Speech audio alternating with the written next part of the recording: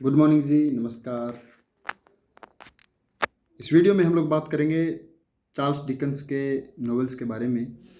मैं आपको पहले क्रोनोलॉजी बता देता हूँ।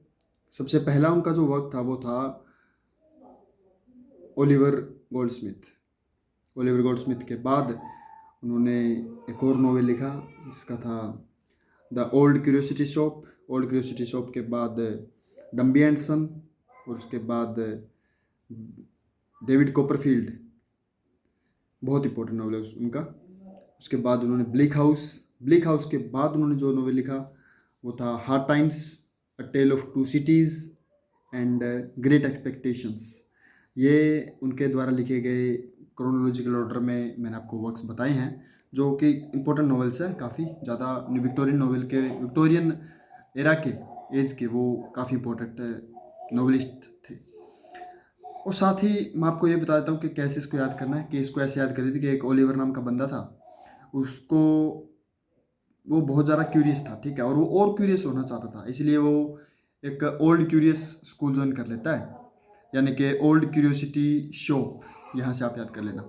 क्यूरियस स्कूल ज्वाइन कर लेता है। क्यूरियस स्कूल ज्वाइन करने के बाद लेकिन वो इंटेलिजेंट तो हुआ नहीं, इंटेलिजेंट तो हुआ नहीं और क्यूरियस तो हुआ नहीं, लेकिन वो डम्ब हो गया, इसलिए डम्बी एंड सन याद हो जाएगा। बहुत ज़्यादा डम्ब हो गया। डम्ब होने के बाद उसने ये फैसला किया, इतना डम्ब हो गया कि वो गोल्ड को भी कॉपर बताने लग गया, गोल्ड को भी कॉपर बताने लग गया, इतना डम्ब हो गया, यानी कि डेविड कॉपरफील्ड।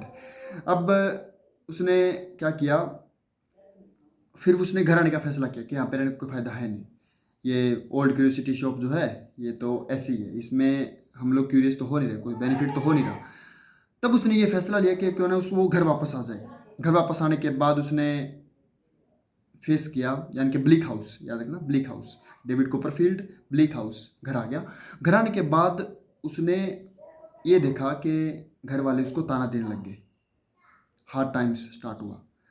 ताने से देने लगे क्योंकि जो भी लोग वहाँ पे जाते थे वो क्यूरियस होके आते थे, कामयाब होके आते थे, लेकिन वो कामयाब होके नहीं आया, वो डम्ब होके आया, तो उसको ताना देने लग गए। अब उसका हार्ड टाइम्स स्टार्ट हुआ, हार्ड टाइम्स उसका शुरू हो गया। अब जो उनको उसको घर वाले एग्जांपल दे रहे थे ना कि देखो वो शहर वाला कामयाब होके आ गया, वो शहर वाला क्यूरियस होके आ गया। Tale of Two Cities, Tale of Two Cities. घर वालों को उससे बहुत ज़्यादा उम्मीदें थी कि हमारा बच्चा बच्चा जाएगा, तैयारी कर रहा है, क्यूरियस होके आएगा, कामयाब होके आएगा।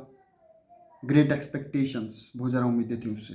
तो इस तरह से आप क्रोनोलॉजिकल ऑर्डर में चार्ल्स डिकन्स के सारे वर्क्स को, नॉवेल्स को याद कर सकते हो।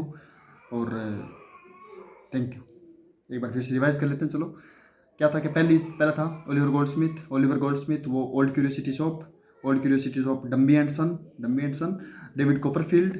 उसके बाद ब्लिक हाउस के बाद जो उसने लिखा Hard Times, and then A Tale of Two Cities and Great Expectations. Thank you so much.